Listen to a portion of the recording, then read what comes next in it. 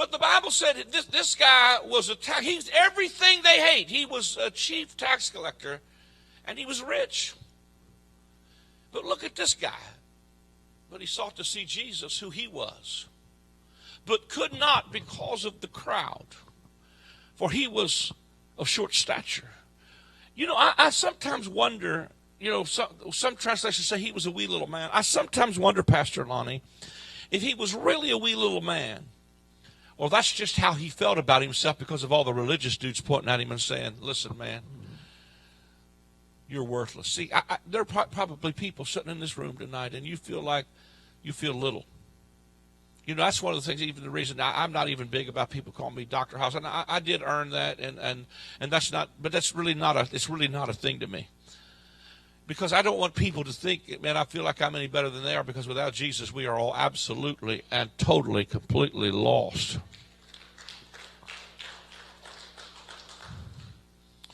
And you know, when this guy, I'm sure that probably he'd been around people made him feel so wee little. I mean, you know, sometimes I feel like a hot dog at a steak buffet, to be honest with you.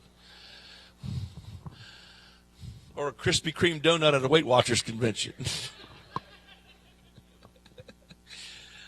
I mean, how many have ever felt like that? I just feel like, I mean, you know, especially you get around, I mean, you know what? There's probably nobody in this room ever got around religious dudes, and you didn't feel like, boy, I feel like I'm a dirtbag. I mean, you just feel like I just don't belong here, or whatever. I think that's a sad tragedy. In other words, I'm not sure that Zacchaeus was really a wee little man, or that's just how he felt because of how religion had done him. But I love this thing about him. He said he wanted to see Jesus, who he was. That's all he wanted. So he ran before, and he climbs up in this sycamore tree to see him, for he was going to pass that way. And when Jesus came to the place, he looked up and saw him, and he said, Zacchaeus, make haste and come down, for today I must abide at your house. So he made haste and came down and received him joyfully. But when they saw it, they all complained. That's the dudes pointing at him earlier, saying he has gone to be a guest with a man who is a sinner. Then Zacchaeus stood and said to the Lord, Look, Lord, I give half my goods to the poor, and if I had taken anything from anyone by false accusation, I'm going to restore fourfold. And Jesus said to him, today salvation has come to this house, because he also is a son of Abraham, for the Son of Man has come to seek and to save that which is lost. Now here's a powerful thought to me. As I thought about this, there's a lot of places I could go with this, but I'm going to wind it up here pretty quick.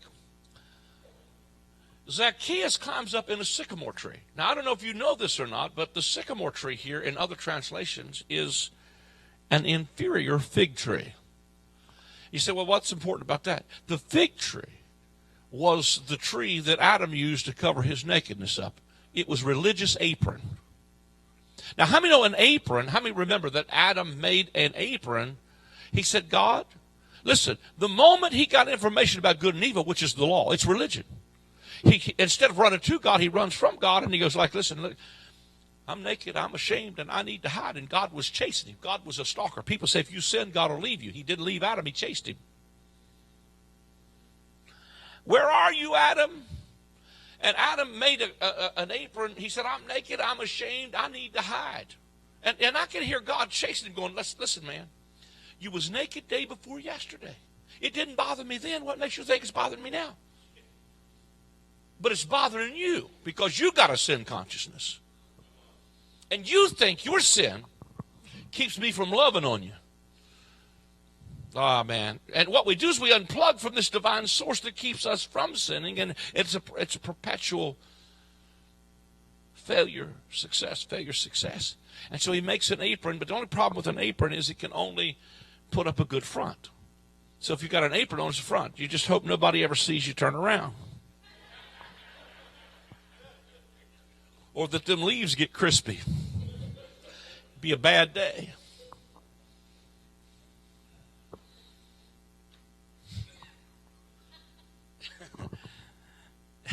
I could sing a song here, but I'll leave it be. And so God says to him, he climbed up in this inferior fig tree. And what I think this is talking about is more than just some tree somewhere.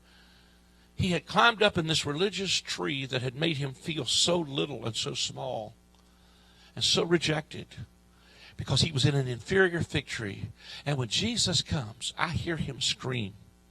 I hear him scream into the church everywhere, come down out of that tree. Come down out of that fig tree. That religious system that has kept you embarrassed, has kept you ashamed, has kept you hidden, kept you running from God, thinking he's not interested in you, that points to you and says, I thank God I'm not like that guy. That's the guy Jesus wants to go home with. Man, I got some good news for some of you tonight. You're the guy or the gal that Jesus says, I must abide at your house today.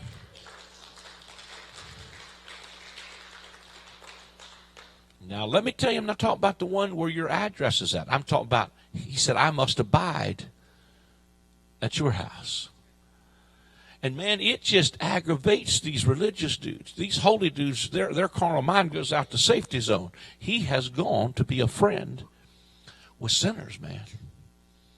See, because I think that's where Jesus shows up. He shows up where people recognize they have a need.